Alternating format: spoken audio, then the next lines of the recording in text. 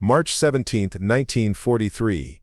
Camp Shelby, Mississippi. Sergeant Antonio Russo stood in the mess hall line, his worn Italian Army uniform replaced by standard prisoner of war clothing marked with the letters PW in white paint on the back.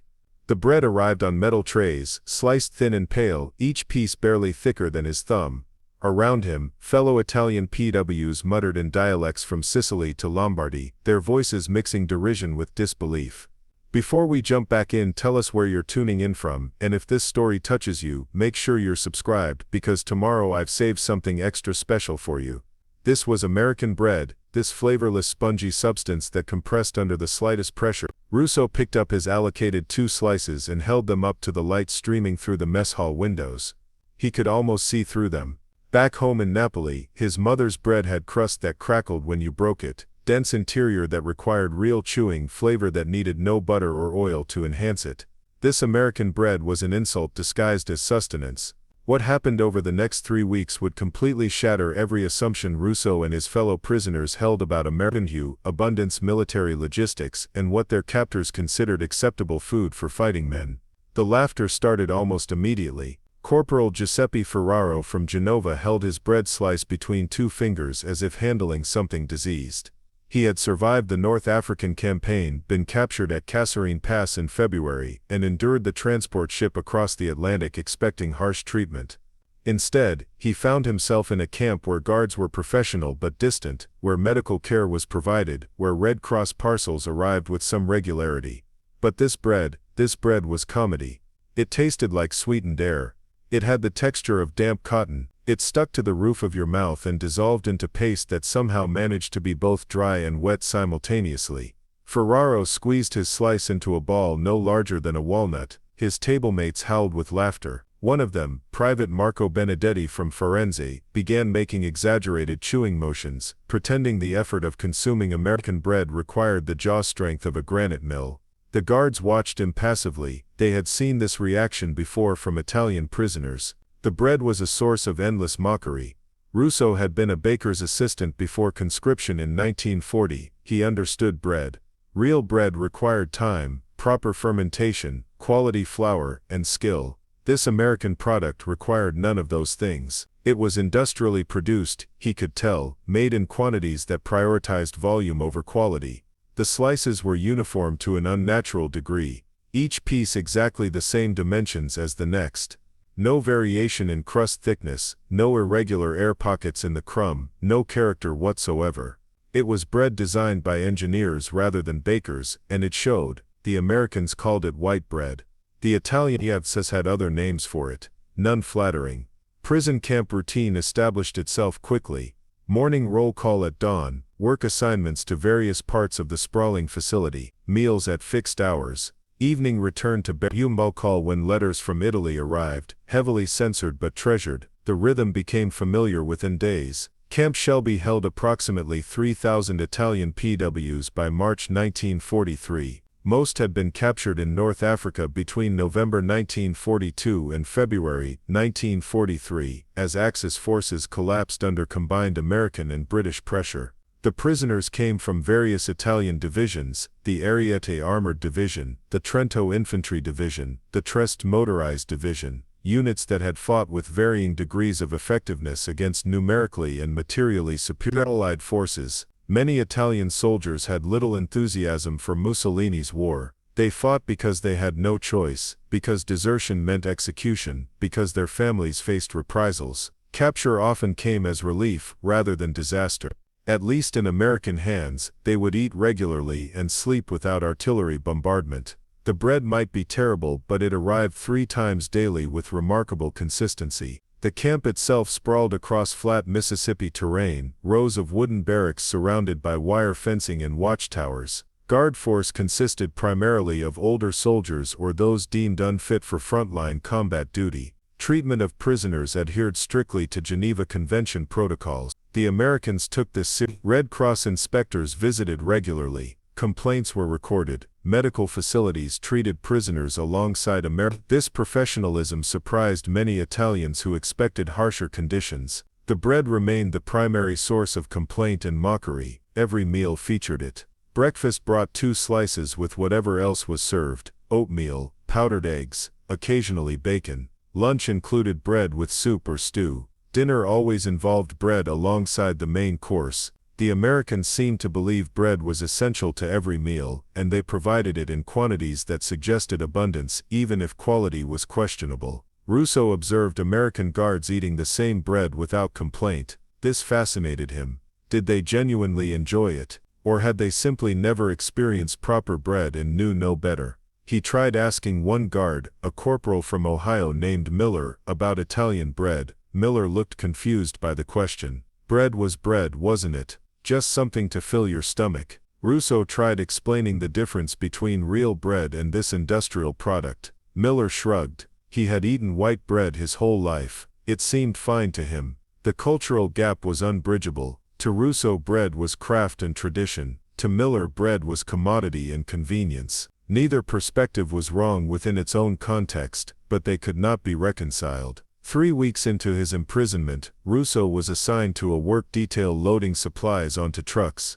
The assignment was routine, moving crates from warehouse to vehicle under guard supervision. The work was not difficult. The guards were not harsh. It was simply labor to pass time and fulfill Geneva Convention requirements that prisoners could be employed in non-military work. On March 28, 1943, the detail was reassigned to assist with unloading at the camp commissary. This was unusual. Prisoners typically did not work in food service areas due to security protocols. However, a large shipment had arrived, and regular personnel were insufficient to process it quickly. Russo and 15 other prisoners were marched to the commissary under guard. The commissary served as supply hub for the entire camp, feeding not just prisoners but American personnel, civilian workers, and administrative staff. The scale was impressive. Industrial refrigeration units, storage rooms filled with canned goods, dry goods, warehouse, meat lockers, everything organized with military precision. Russo had worked in his uncle's grocery in Napoli before the war. That shop could have fit inside just the dry goods section of this commissary with room to spare. The Americans approached food supply as they approached everything else, with industrial-scale organization and logistical efficiency that prioritized reliability over refinement. The detail began unloading crates marked with various designations. Most contained standard items: canned vegetables, flour sacks, coffee tins, sugar containers. Then they started unloading crates marked with different codes: USS Alabama, USS Guahu, USS Tambor. These crates were heavier, more carefully packed, and when opened revealed contents that made Russo stop mid-lift. Inside were items unlike anything he had seen in the camp mess hall. Canned hams, not the processed variety served to prisoners but whole bone-in hams in brine. Canned butter, actual butter rather than margarine. Canned fruit that looked premium grade. Coffee that smelled rich even through sealed cans. Chocolate bars in quantities that seemed excessive. Condensed milk, evaporated cream, canned lobster. Preparing and narrating this story took us a lot of time, so if you are enjoying it, subscribe to our channel. It means a lot to us. Now back to the story. Canned crab meat. Canned salmon. The variety and quality exceeded anything available to prisoners by orders of magnitude. Russo nudged Ferraro, who was working beside him. They exchanged glances. This was submarine supply. The markings made that clear. These provisions were destined for U.S. Navy submarines operating in the Pacific and Atlantic theaters. The commissary was serving as temporary storage before transport to naval facilities. One of the American sergeants supervising the detail noticed their interest. His name was Patterson, a career Navy man reassigned to logistics duty after sustaining injuries in the Guadalcanal campaign. He walked over and gestured at the crates. His expression suggested he was about to enjoy this moment. Patterson explained in simple English that Russo could follow after 5 months of exposure to the language. These supplies represented standard submarine rations. Every American submarine carried provisions calculated to feed its crew for extended patrols lasting 8 to 12 weeks. The quality and variety were deliberate. Submarines operated under conditions that were psychologically and physically demanding. Crews worked in confined spaces, endured depth charge attacks, remained submerged for extended periods, and faced constant danger. The Navy had determined through extensive experience that good food was essential for maintaining morale and combat effectiveness. Therefore submarine crews ate better than any other branch of the American. They ate better than most American civilians. They certainly ate better than prisoners of war and vastly better than what Italian soldiers had received in their own military. Russo stared at the crates. The contrast was difficult to process. The terrible bread served in the camp mess hall represented what Americans considered adequate for prisoners. This abundance represented what they considered necessary for their submarine crews. The gap between adequate and necessary was enormous. Patterson seemed to read his thoughts. He continued explaining. Submariners needed high-calorie density foods because physical space on submarines was severely limited. Every cubic foot mattered, therefore provisions had to deliver maximum nutrition in minimum volume. Canned goods were ideal. They were preserved indefinitely, packed densely, required no refrigeration in most cases, and provided variety that helped prevent menu fatigue during long patrols. The chocolate bars alone represented luxury beyond anything Russo had experienced in Italian military service. American submarines carried multiple varieties: Hershey bars, Nestle bars, chocolate with almonds, chocolate with peanuts. Each submarine departing for patrol loaded approximately 300 pounds of chocolate distributed among crew compartments. This was not special occasion treat. This was standard issue, available continuously throughout patrol. Crew members could eat chocolate whenever they wanted. The concept seemed almost decadent. Italian military rations had occasionally included small chocolate portions, but they were rare, low quality, and distributed sparingly as morale boosters before major operations. The work detail continued unloading for 3 hours. Each crate revealed additional evidence of the disparity. Canned peaches and heavy syrup, canned pears, canned pineapple, a fruit Russo had never actually tasted, canned cherries, canned fruit cocktail. The variety seemed designed to ensure submariners never ate the same fruit twice in a week even on extended patrol. There were canned vegetables of quality far superior to what the camp received. There were multiple varieties of canned meat beyond ham, canned chicken, canned turkey, canned beef in forms ranging from corned beef to roast beef to stew beef. There were specialty items like canned oysters, canned clams, canned sardines packed in oil or mustard sauce or tomato sauce. The Italians considered themselves experts in preserved fish. These American products looked competitive with anything from the Mediterranean. Patterson warmed to his subject as the unloading continued. He had served on the USS Grayling before his injury, completing 2 war patrols in 1942. He described submarine food service with evident pride. The evening meal on submarines was a formal event. The crew ate in shifts due to space constraints, but each shift received identical portions of identically prepared. Submarine cooks were carefully selected, trained extensively, and held positions of respect. A good cook could maintain morale through difficult patrols. A poor cook could undermine crew cohesion. Therefore the Navy invested significantly in both personnel training and provision quality. Patterson described meals he had eaten. Dinner might be roast ham with mashed potatoes, canned green beans prepared with butter and bacon, dinner rolls baked fresh in the submarine's small oven, canned peaches for dessert, and unlimited coffee. Or it might be Swiss steak with gravy, rice, canned corn, fresh baked bread, canned pineapple, and ice cream made with evaporated milk using the submarine's ice cream maker. Yes, submarines carry morale equipment. Russo struggled to reconcile this information with his experience. He had served in the Air Division in North Africa. Italian rations there consisted of canned beef that was more fat than meat, hardtack that could break teeth, occasional pasta when supply lines functioned, olive oil, wine when available, and little else. Fresh food was rare. Vegetables were scarce. Meat was occasional. Variety was non-existent. Meals were fuel, nothing more.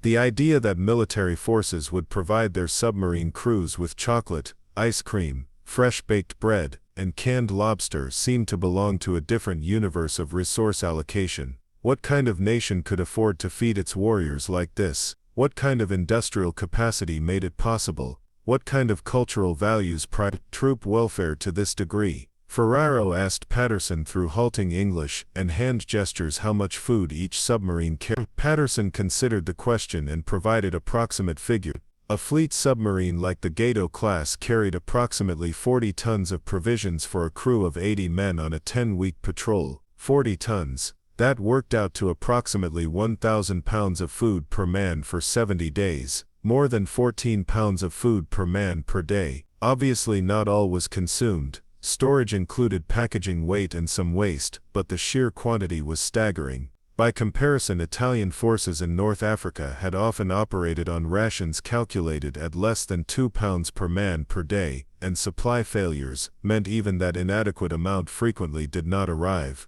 The detail finished unloading at mid-afternoon. The prisoners were marched back to their bed. That evening in the mess hall, Russo looked at his bread slices with different perspective. He had mocked this bread for weeks, his fellow prisoners continued mocking it. But now he understood it represented the minimum the Americans considered acceptable. It was cheap, mass-produced, nutritionally adequate, and available in unlimited quantities. It was what you gave prisoners and rear echelon troops. What you gave your elite forces, your submarine crews, your pilots, your frontline infantry when supply lines permitted, that was entirely different. That was abundance of a kind that Italian military logistics could never have approached even before the war turned against the Axis. The story spread through the camp over following days. Russo told others what he had seen. The accounts grew with retelling, as accounts do, but the core facts remained accurate. American submarines were supplied with food that exceeded what most Italian civilians ate in peacetime.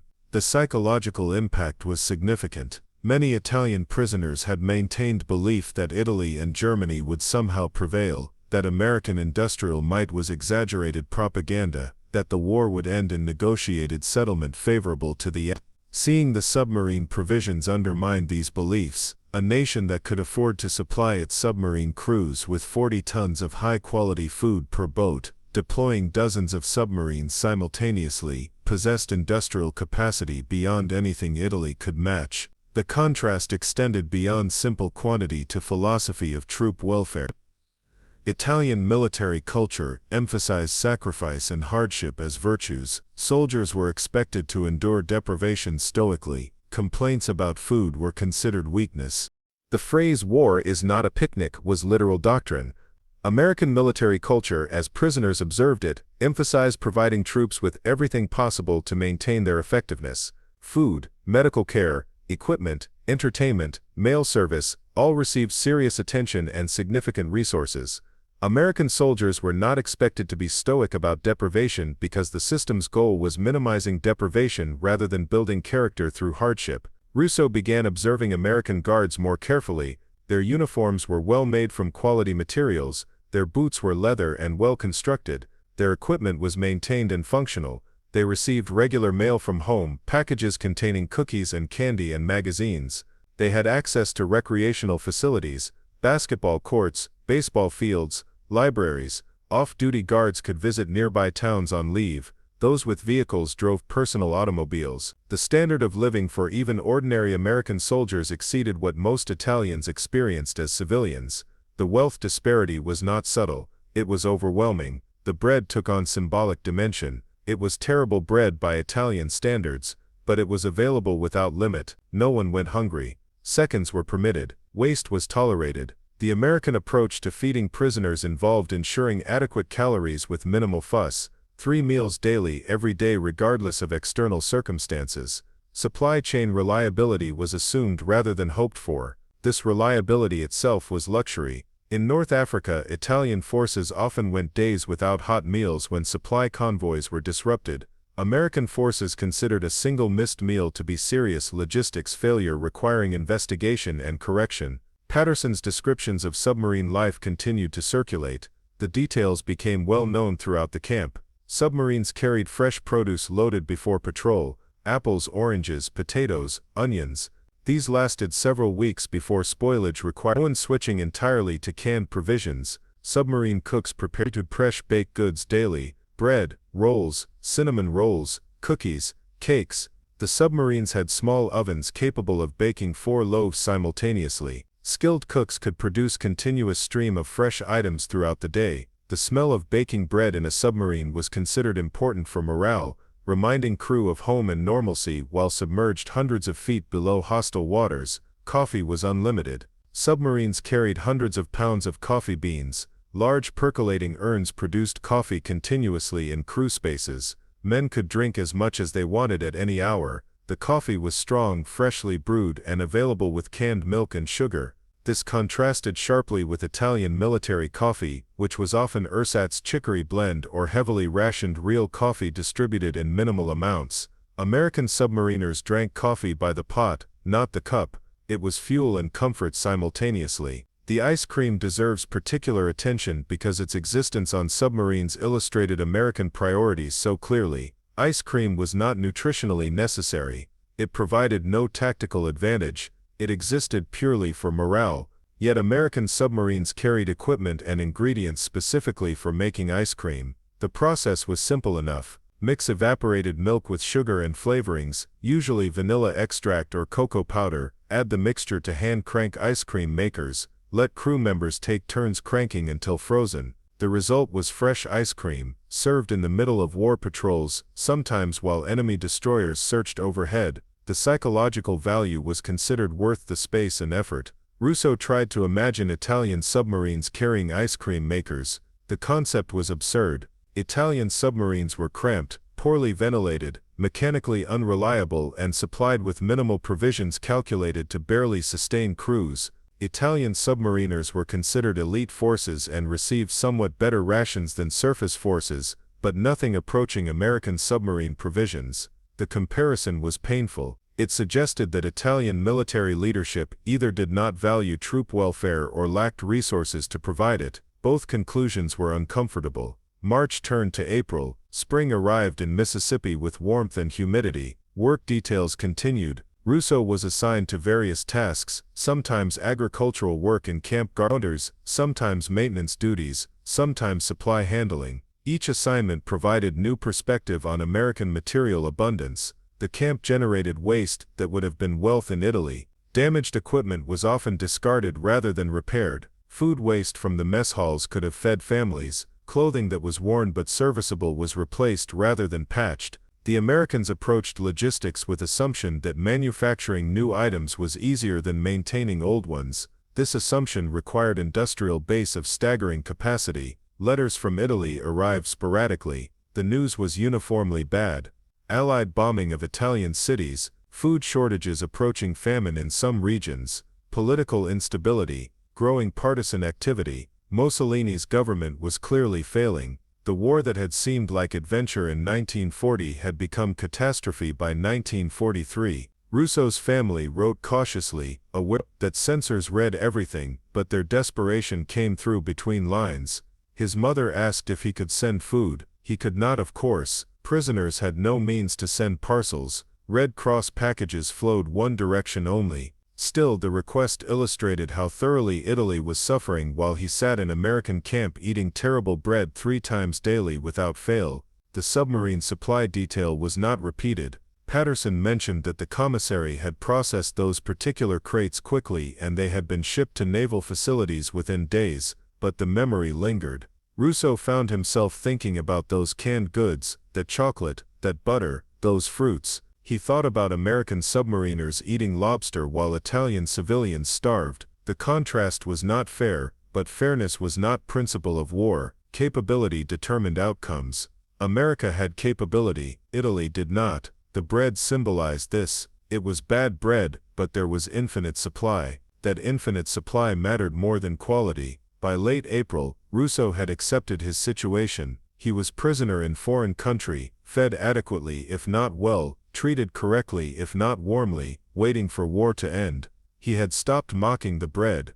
It no longer seemed worth the energy. Other prisoners continued their jokes, but Russo had moved past that. He understood now what he was seeing. The bread was not insult. It was baseline. It was minimum acceptable standard, in a system where minimum standards were higher than most of world's maximum standards. The submarine provisions were not excessive luxury, they were considered necessary for maintaining combat effectiveness in demanding environments. Americans had calculated that good food produced better combat results and allocated resources accordingly. The mathematics of submarine supply became clearer with time and thought. Each submarine represented enormous investment. Construction costs ran to several $1 million per boat. Training a crew took months. Operational costs were significant. Therefore, ensuring that investment produced maximum combat effectiveness made economic sense. If providing high-quality food increased patrol effectiveness by even small percentage, the return on investment was clear.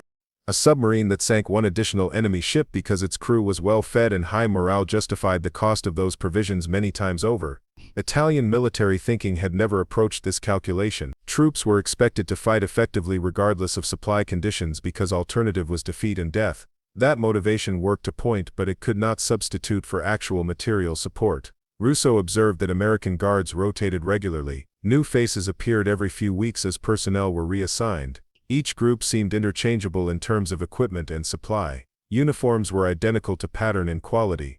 Weapons were maintained to same standard. Personal gear was consistent. This standardization suggested supply system of remarkable depth and breadth. The Americans could outfit hundreds of thousands of men, perhaps millions, with identical equipment simultaneously. They could maintain that supply across global distances. They could do it continuously without apparent strain on the system. Italian military supply, by contrast, had always been makeshift affair. Units often scavenged equipment from captured stocks. Uniforms varied widely in quality and pattern. Weapons were mixture of models from different years. Standardization existed in theory but not in practice. The quality of American equipment extended to smallest details. The eating utensils in the mess hall were sturdy steel, not tin that bent easily. The plates were heavy ceramic that could withstand rough handling. The cups were thick glass or metal. Everything was designed to last and was replaced when worn. Italian army had used whatever was available, often aluminum or tin that degraded quickly. The Americans treated disposable items as truly disposable and durable items as investments worth maintaining. This approach required both manufacturing capacity to produce items in vast quantities, and logistics capacity to distribute them effectively. Italy had possessed neither. May arrived. The camp routine continued unchanged. Russo had been imprisoned for 3 months. The shock of capture had faded. He existed in state of limbo, neither free nor precisely imprisoned in traditional sense. The Americans were not cruel jailers. They were simply detaining enemy personnel according to established protocols. Life in camp was boring but secure. Meals arrived on schedule, medical care was available, work assignments filled time without being onerous. It was suspension of normal life, waiting for external events to resolve themselves. News of the war filtered in through various channels. Guards sometimes shared information. New prisoners arrived with recent accounts. Letters from Italy contained hints. By May 1943, the strategic situation was clear, even to those with limited information. The Axis had lost in North Africa. Sicily would be next. Italy itself would follow. Germany might fight on, but Italy was finished. The question was not whether Italy would lose, but how badly and how soon. Russo felt no particular loyalty to Mussolini's regime. He had been conscripted, not volunteered. He fought because refusing meant execution. Now he was removed from the war, and he felt primarily relief. The submarine story continued to resonate. Men who had not been present for the original unloading heard versions of it. The accounts were discussed repeatedly. Some prisoners refused to believe it. Surely Patterson had exaggerated. Surely no military fed its troops that well. It must be propaganda designed to demoralize prisoners. But those who had actually seen the crates knew better. The evidence had been tangible. Those cans were real. The quantities were documented. The markings were official. American submarines were supplied exactly as described, and that fact said everything about relative capabilities of warring nations. The bread remained terrible. Russo ate it without complaint but without enjoyment. It was fuel. That was sufficient. He thought sometimes about his mother's bread, the loaves she pulled from the oven in their Napoli apartment, the crust cracking, the steam rising, the smell filling their small home. That bread had been art. This bread was science. Art was superior in every way except scalability. You could not feed millions with artisanal methods. You could feed millions with industrial processes. The Americans had chosen scale over quality, and in context of total war, that choice was correct. Patterson appeared at the commissary occasionally on supply business. Russo saw him several times from distance, but did not interact directly again. The sergeant had done his small part in the war, explaining to enemy prisoners just how thoroughly outmatched they were. Whether this served any strategic purpose was questionable, but it had certainly affected Russo's understanding. He had entered war believing Italy was great power. He had fought in North Africa, learning Italy was overmated. He had been captured and imprisoned, learning Italy was not merely outmatched but operating in an entirely different category of capability. The gap was not between equals with different advantages. The gap was between industrial giant and agricultural nation pretending to industrial status. The submarine provisions represented more than food. They represented systematic attention to every detail of military effectiveness. The Americans had determined that good food improved morale, therefore they provided good food. They determined that chocolate helped crew stress, therefore they provided chocolate. They determined that ice cream was worth logistical complexity, therefore they provided ice cream. Every decision reflected underlying philosophy that taking care of personnel was not luxury but necessity. This philosophy extended beyond food to everything. American military medicine was excellent. American military postal service was reliable. American military recreation facilities were abundant. American military pay was regular. The system was designed to minimize non-combat stresses so personnel could focus entirely on combat tasks. Italian military philosophy had been nearly opposite. Hardship built character, deprivation taught resilience. Soldiers should expect nothing and be grateful for anything. This approach might have worked if enemies shared same philosophy, but Americans did not share it. They approached war as engineering problem requiring systematic solutions. Feed troops well, equip them properly, train them thoroughly, support them continuously. The results spoke for themselves. American forces were advancing everywhere. Axis forces were retreating everywhere. Material superiority translated directly to battlefield superiority when both sides had reasonably competent leadership and reasonably motivated troops. June brought rumors of Sicily invasion. The rumors proved accurate. Allied forces landed on Sicily on July 10, 1943. Italian and German forces on the island resisted, but outcome was never in doubt. By August, Sicily was lost. The Italian government collapsed. Mussolini was removed from power on July 25. Marshal Pietro Badoglio became prime minister and began secret negotiations with allies. Italy announced armistice on September 8. German forces in Italy immediately disarmed Italian units and assumed full control of Italian peninsula defense. Former allies became enemies overnight. Italian soldiers faced choice between joining Germans, joining allies, going home if possible, or becoming prisoners of whichever side found them first. For prisoners in American camps, Italian armistice meant status change. They were no longer enemy prisoners. They were now technically co-belligerents, though this status was ambiguous. Some Italian prisoners were offered opportunity to join Italian units fighting alongside allies. Most declined.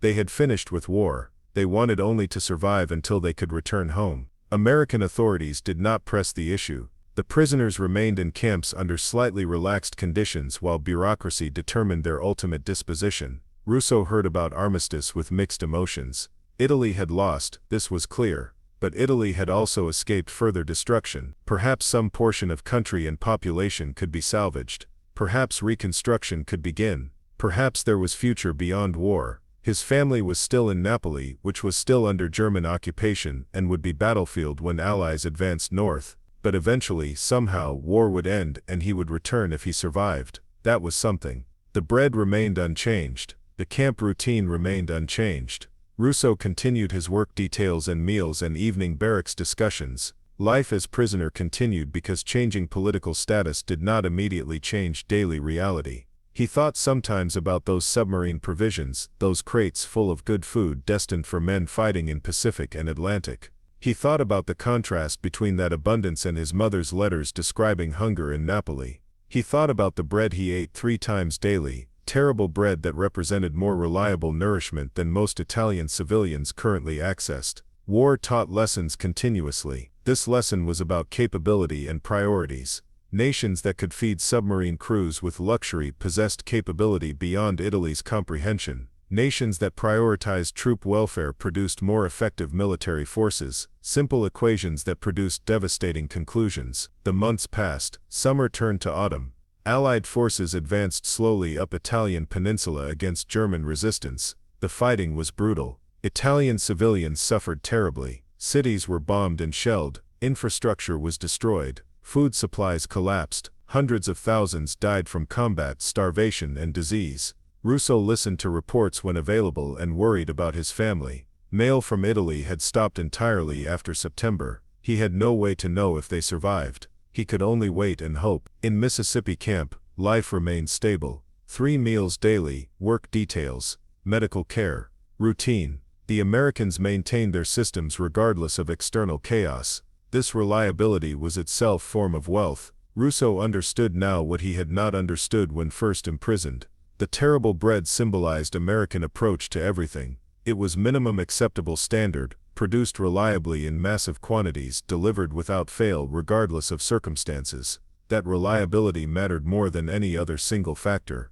Armies needed fuel, populations needed calories. The specifics of quality were secondary to fundamental availability. America had solved availability problem through industrial might. Italy never had and never would. Patterson retired from active service in autumn. Russo heard this from other prisoners who worked at commissary. The sergeant had completed his logistics assignment and was returning to civilian life. He had served his country, survived combat, assisted with prisoner and now would resume normal existence. His small role in explaining submarine provisions to Italian prisoners was forgotten detail in larger story of war, but for Russo that explanation had been revelation. It crystallized understanding of why Italy lost and why America would win. Power was not solely about courage or tactics or fighting spirit.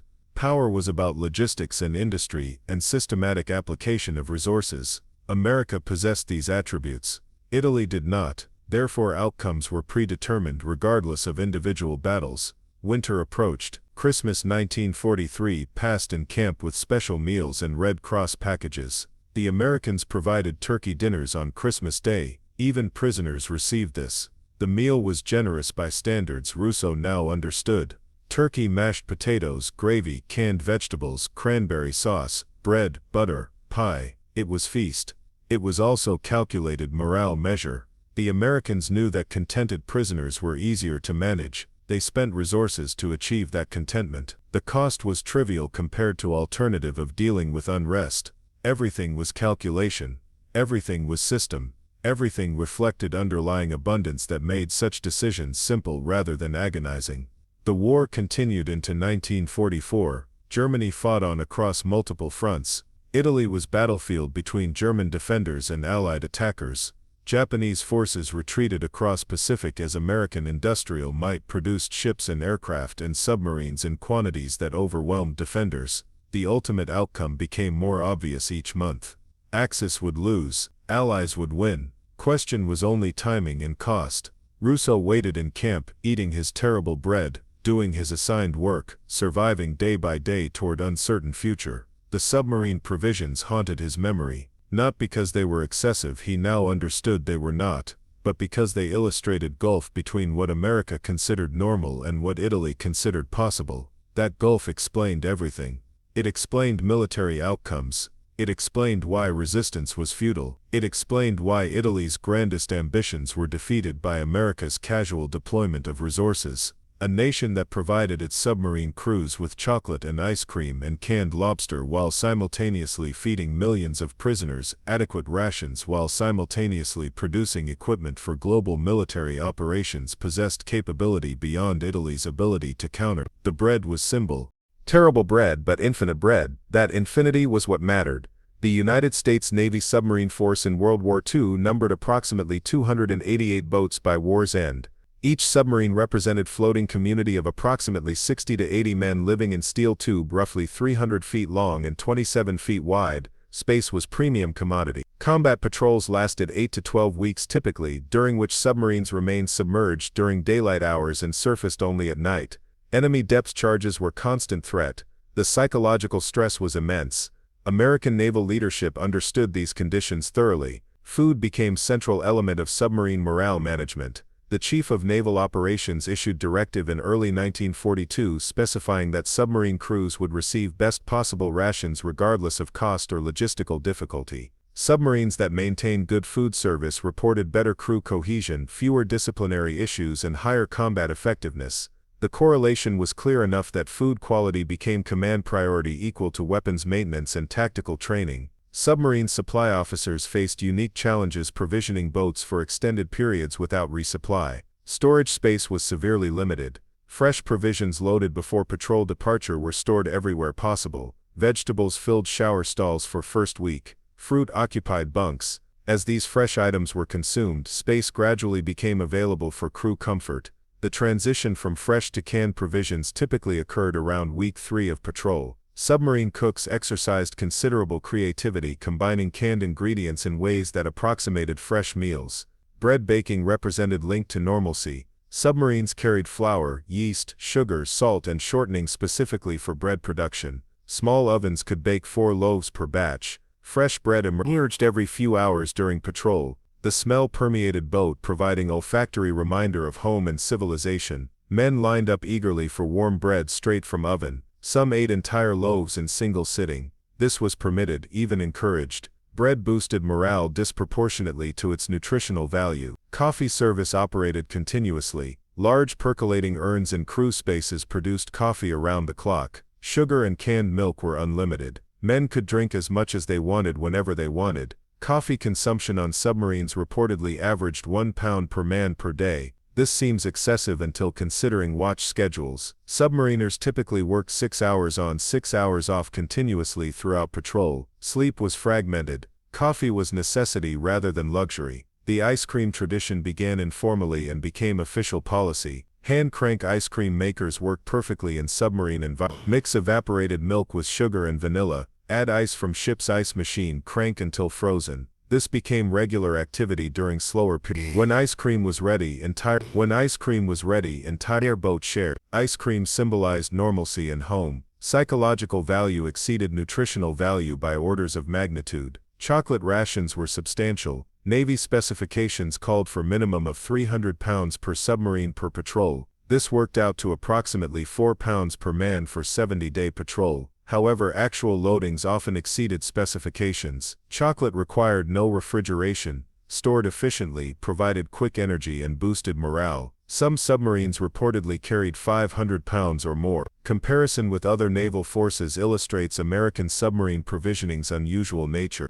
British submarines operated with substantially less generous rations. Japanese submarines provided crews with minimal provisions, emphasizing rice and pickled vegetables. German U-boats carried adequate but unexciting rations focused on preserved sausages and black bread. Italian submarines provided crews with basic Mediterranean fare that lacked variety and quality found in American provisioning. American approach was outlier, reflecting industrial capacity that made generous provisioning economically feasible. The contrast with Italian military provisioning could not be more stark. Italian submarines received rations calculated at bare minimum for sustaining life. Canned goods were basic items. Bread was hardtack rather than fresh baked. Coffee was ersatz chicory when available. Chocolate was rare luxury rather than standard issue. Italian approach emphasized endurance and sacrifice rather than comfort and abundance. Italian surface forces fared even worse. Army rations in North Africa consisted primarily of canned beef, hardtack biscuits, occasional pasta, olive oil, and little else. Antonio Russo's experience illustrated these differences perfectly. As Italian soldier, he had endured inadequate rations and unreliable supply. As Italian prisoner, he received provisioning calculated at minimum acceptable standard, which exceeded his military service experience. Learning about American submarine provisioning revealed the full extent of disparity. American military system provided its elite forces with abundance that Italian system could not provide anyone. The psychological impact was profound. Many prisoners had maintained belief that Axis forces were qualitatively superior despite quantitative Allied advantages. Discovering that American submariners ate lobster and ice cream while Italian civilians starved shattered this belief. Quality without quantity meant defeat. Quantity with adequate quality meant victory. This lesson applied beyond food to every aspect of military capability. The bread symbolized this reality. American white bread was objectively inferior to Italian artisan bread by any standard of taste or tradition, but American system could produce it in unlimited quantities and deliver it reliably anywhere in world. Italian system could produce superior bread in peacetime but could not maintain supply lines under wartime stress. The submarine provisions represented microcosm of larger strategic reality. Russo returned to Italy in October 1945. Finding his family had survived despite hardship. He resumed civilian life, eventually returning to bakery trade. He rarely spoke about war experience, but he never forgot the submarine provisions. Decades later, he occasionally recalled those crates at Camp Shelby Commissary. The memory remained vivid because it had crystallized understanding of why Italy lost and why the lesson transcended military context. Success in competitive endeavor ultimately depended on resource base and systematic exploitation of available resources. American military was supported by industrial capacity and logistics that could sustain global operations indefinitely. Quality mattered, but quantity mattered more when quantities reached certain threshold. America had crossed that threshold. Italy never had. Modern American submarine force continues traditions established during World War II. Submarine crews still eat better than other military branches. Fresh baking still occurs daily. Coffee still flows continuously. The philosophy persists because it works. Well-fed crews perform better. Material support demonstrates institutional respect for personnel. Morale affects combat effectiveness measurably. The story illuminates warfare's human dimension through mundane details. Submarine provisions were not glamorous weapons or dramatic battles. They were simply food transformed into strategic asset through systematic attention and generous resourcing. Italian prisoners laughed at American bread because they judged it by irrelevant standards. They learned that in modern warfare, tradition and craft were luxuries that industrial scale rendered obsolete. Power in 20th century warfare derived from industrial capacity, and America possessed industrial capacity that dwarfed all competitors combined. Up next, you've got two more standout stories right on your screen. If this one hit the mark, you won't want to pass these up. Just click and check them out.